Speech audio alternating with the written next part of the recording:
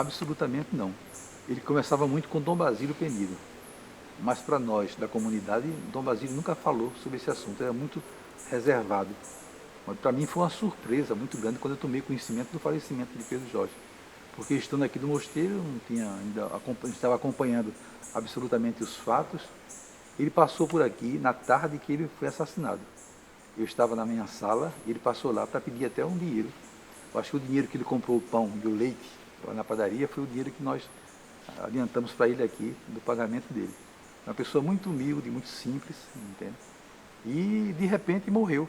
E quando foi assassinado.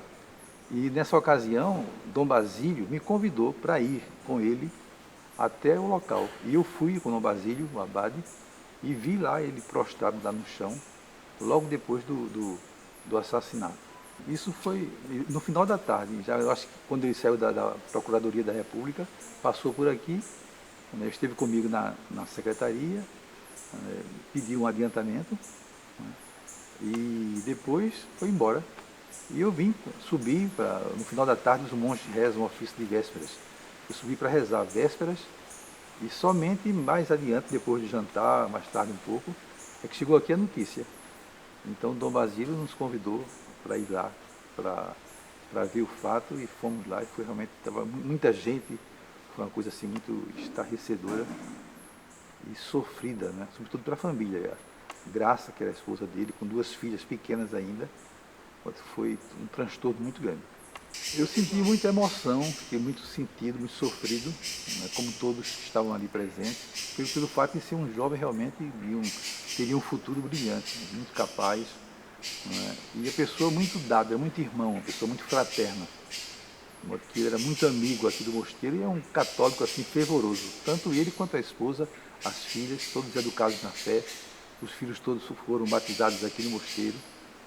E a Graça tinha muito contato conosco também, a sua esposa, e continuou tendo depois disso. E durante o processo, o mosteiro teve uma presença muito ativa. Durante todo o processo na justiça, Dom Basílio sempre ia com um grupo de monges para assistir às sessões e ficava nos primeiros lugares, né, presenciando tudo, testemunhando aquilo que estava acontecendo durante o julgamento. Eles participaram de todas as sessões. Dom Basílio sempre ia e levava alguns monges com ele, né? Eu não tive oportunidade de ir nenhuma das vezes, mas outros monges na época participaram com ele. E iam todos de hábito, inclusive, para chamar a atenção mesmo, para pedir justiça, para serem identificados como monges, mostrar que o mosteiro estava solidário àquela situação. Era a época da ditadura militar, não é? Um tempo muito difícil que o Brasil estava vivendo. Aqui estava, na época, Dom Helder Câmara, o arcebispo. Dom Basílio era muito ligado a Dom Helder, com o tempo de muitas perseguições, muitas dificuldades. O padre Henrique, né, foi vítima dessa realidade, morreu em 69, portanto, um pouco antes. Né, e era isso que a gente vivia naquele tempo de muita tensão.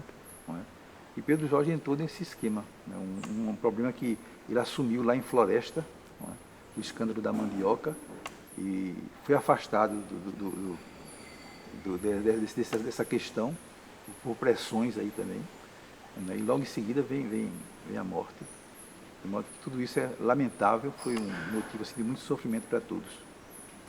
Olha, deixou um exemplo de um homem realmente fiel, firme. Ele sabia. Dom Basílio depois escreveu um pouco sobre as conversas que teve com Pedro Jorge nessa ocasião.